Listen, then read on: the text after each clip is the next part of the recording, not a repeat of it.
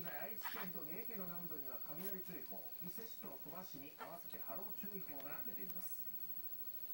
では、雲の動きをご覧いただきましょう。今日の午前中は東海地方内陸を中心に晴れ間もあったんですけれども、午後に入ってから西の方から少し雲が北に盛り上がって東海地方のほぼ全域をもうこの時間は覆っています。